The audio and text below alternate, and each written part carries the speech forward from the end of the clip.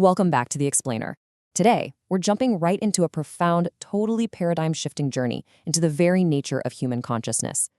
If you've ever looked around at the state of the world and wondered how we are ever going to find common ground, well, this is The Explainer for you. We're going to explore some absolutely fascinating philosophical dialogues that dig deep into the human mind, the roots of our conflicts, and humanity's ultimate search for unity. So let's dive in. I mean, it is the ultimate paradox of our time, isn't it? Why, in a world that is just so deeply connected technologically and economically, are we still so profoundly divided? Despite all our modern connections, we are totally exhausted by these intense social, political, and religious boundaries. Everywhere you look, humanity is fracturing. But the insights we're exploring today suggest something radical. They suggest that to understand global division, we actually have to stop looking at the outside world and start looking inside ourselves. Section 1. The illusion of separation. So human conflict doesn't actually start out there in the physical world. It starts inwardly, with the psychological construction of the I, the ego. To really understand this I, we need to look at what the source material calls conditioning. Conditioning is basically this cumulative process that starts in childhood. It's where our parents, our culture, our schools, and the media tell us exactly who we are. You see, the world itself is filled with this beautiful, boundless diversity. But through conditioning, we convert all that diversity into psychological separation. We arbitrarily put ourselves into a tiny little box labeled me, and we decide that absolutely everything else is outside of it. Now, hold on. We have to make a really vital distinction here. We all have a functional identity, right? Being a doctor, a parent, a citizen. These are totally necessary, practical tools. We need them to survive, to communicate, to just function in society. The fundamental error isn't having a functional identity. No, the error is treating that identity as your absolute ultimate self, your psychological identity. When we take practical labels like our race, our religion, or our social status and make them our ultimate reality, well, we set the stage for deep psychological suffering. All right, Section 2, the boundary-making machine. Let's look at how this exact mechanism inflates our individual illusions to create massive global conflict.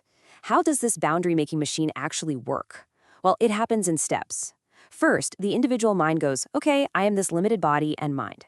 Then it expands a bit. My family and my beliefs, those are part of me too. Then it goes even wider. My nation and my religion are part of me. And finally, it reaches this incredibly dangerous conclusion. Those outside of this us are not us. The psychological me expands into a collective ours. And because this constructed self is limited and inherently vulnerable, it constantly feels the need to aggressively defend itself against the not us. And the fallout from that expansion is literally everywhere. This boundary-making process just totally fragments the mind. It creates this endless, exhausting loop of preference and aversion. I like this, I hate that. It takes harmless, vibrant cultural diversity and mutates it into hostile division. And of course, that leads directly to the belief that one's own group is somehow superior. According to our sources, this boundary-making machine is the literal root cause of prejudice and war. At a certain point, we aren't even encountering real people anymore. We're just fighting our own mental images of them. Section 3, the chemistry of truth. So just how ridiculous is this boundary-making machine when we take a step back and really look at it?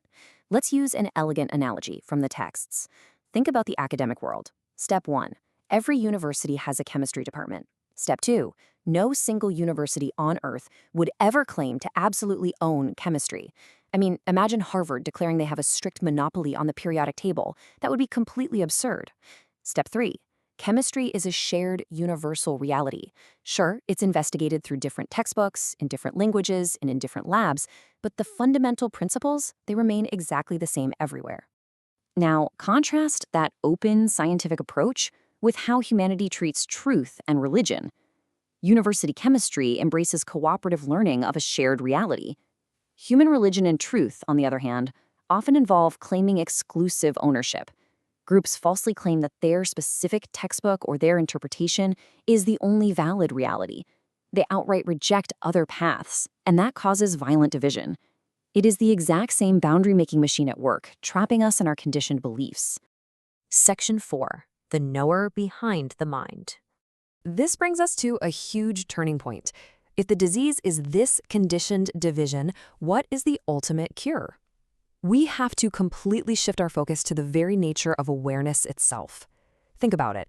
Most of our lives are spent obsessing over the object. What we are looking at, our thoughts, our emotions, our bank accounts, the world around us. But to find unity, the source texts prompt us to stop obsessing over the objects and instead ask the most important question: who is the observer? Who or what is actually aware of the looking? Which brings us to a profound definition of awareness, or the knower. It's described not as some religious belief, but as the most immediate, undeniable fact of human existence. It's this luminous, non-dual condition, meaning it has no artificial boundaries, no separation between subject and object, through which every single experience becomes known. Before you can form a thought, before you feel an emotion, or claim a psychological identity, awareness is already present. It's the silent witness to absolutely everything. And this crucial point is beautifully captured in a stunning analogy from ancient Vedantic philosophy. And don't worry about the heavy academic term there. The idea itself is wonderfully simple. Picture the sun, representing pure, singular awareness. When that sun reflects in millions of different little pools of water, those reflections represent our individualized consciousness, our separate minds and bodies. Now, when the water is disturbed, the reflection gets distorted, right? But those disturbances never, ever alter the actual sun.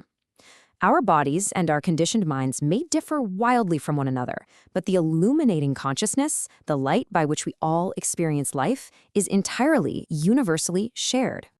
Section 5. Discovering Human Unity. So how does realizing this shared awareness actually transform our day-to-day relationship with the world? It leads us to this famous, incredibly striking insight from the philosopher J. Krishnamurti. You are the world, and the world is you. What he means here is that self-realization isn't about gaining some new, shiny spiritual identity. Actually, scratch that. It's basically just subtraction. It is the ending of a false assumption.